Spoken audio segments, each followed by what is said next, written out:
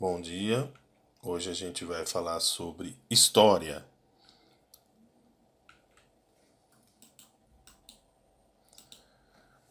Então vamos lá. Os antepassados dos seres humanos, origens da humanidade. Quem somos? Como surgimos? Qual a origem do universo? Essas são algumas perguntas que vários seres humanos fizeram e ainda fazem a si mesmos. Em várias épocas da história, diversos povos tentaram explicar a sua origem, assim como a do universo e da vida. Várias teorias diferentes surgiram, cada qual com o seu ponto de vista e com os aspectos da cultura de quem as adota. Origem do ser humano: o criacionismo. O surgimento dos seres humanos, de acordo com a tradição religiosa judaico-cristã, é explicado pela religião como obra de Deus, baseado no Antigo Testamento da Bíblia. Essa concepção de mundo é conhecido como criacionismo e há atualmente estudiosos que tentam encontrar evidências científicas que a embasam. Origem do ser humano, o evolucionismo. A fim de explicar a variabilidade e a origem dos seres vivos, Charles Darwin, um naturalista inglês do século XIX, elaborou uma teoria que propõe que as espécies se modificam ao longo do tempo. A teoria de Darwin acabou sendo contraposta ao criacionismo, que sustentava que os seres vivos não se modificam após os eventos de criação. Para Darwin, esse processo de evolução foi gradual e contínuo. O cientista coloca a seleção natural como a principal, mas não a única, responsável pela mudança e, portanto, pela evolução das espécies. As mais adaptadas ao seu ambiente sobrevivem e deixam descendentes. Aquelas que não se adaptam acabam se extinguindo. Humanidade na pré-história, da África para o mundo. Acredita-se que a origem da humanidade está na África, pois os fósseis mais antigos de hominídeos foram encontrados nesse continente. Várias evidências apontam para essa teoria. Em 1974, Donald Johnson encontrou na Etiópia um esqueleto de um Australopithecus afarensis que pertencia a uma mulher, motivo pelo qual foi batizado de Lucy. Esse esqueleto feminino tem cerca de 3,2 milhões de anos. O modo de vida na pré-história. Os Australopithecus significa macaco, pitecus, do sul austral.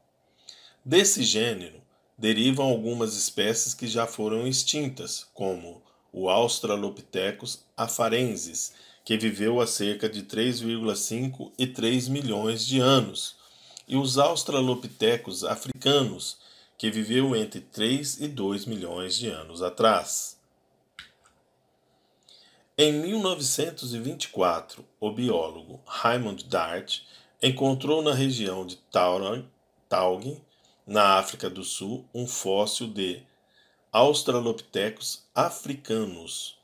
Essa espécie possuía características parecidas com a do Australopithecus afarensis.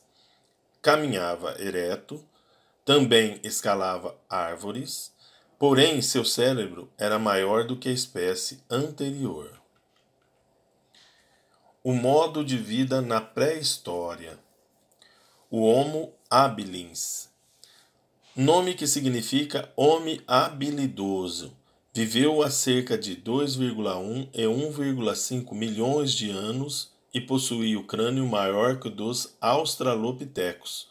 Sua alimentação se baseava em vegetais, frutos e carne. Andava ereto e, por possuir maior habilidade com as mãos, já produzia ferramentas de pedra e madeira.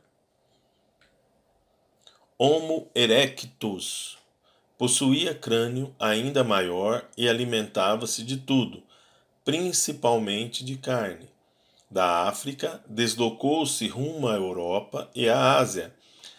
Aprendeu a produzir fogo, batendo uma pedra contra a outra, até obter faísca, ou esfregando um graveto em uma tabuinha de madeira. O modo de vida na pré-história.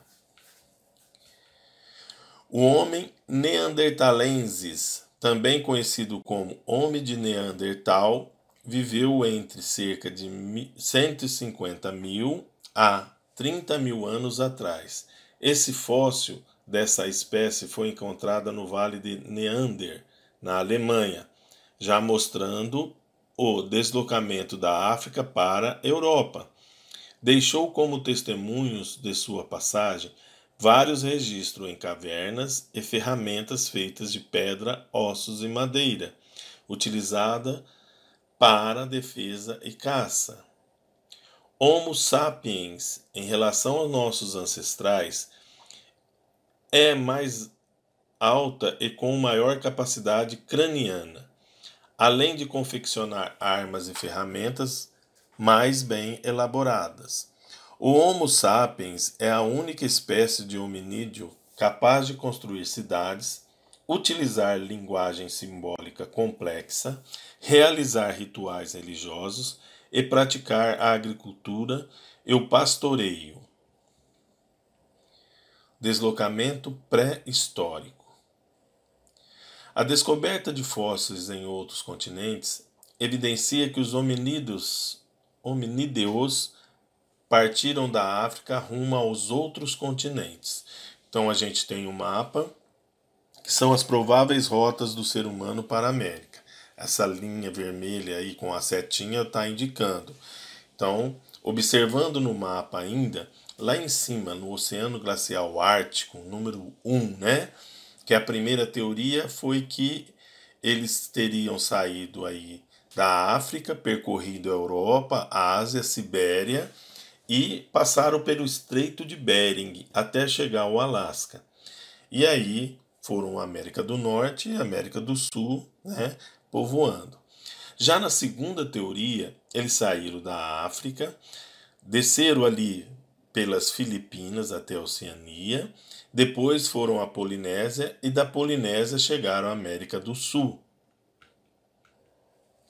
Do nomadismo ao desenvolvimento agrícola. Período Paleolítico.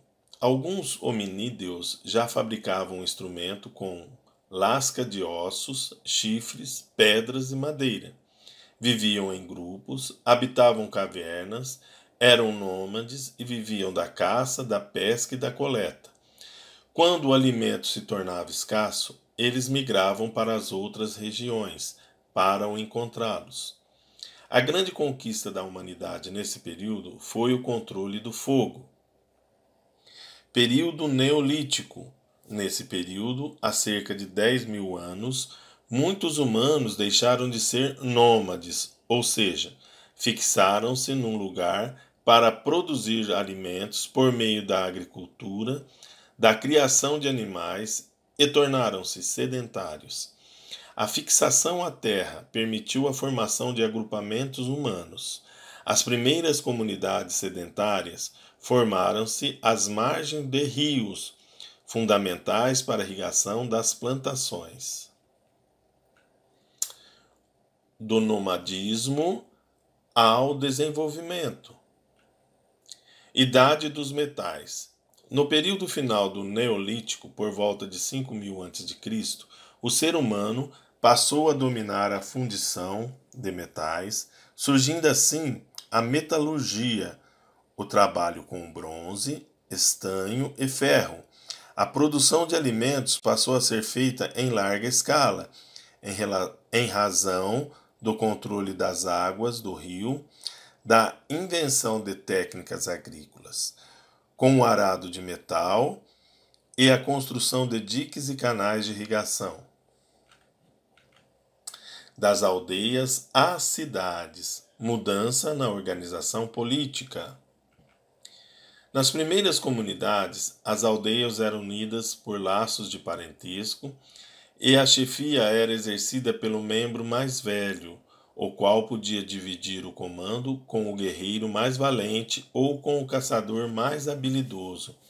Portanto, o Estado surgiu da necessidade de administrar uma sociedade que se tornava mais complexa.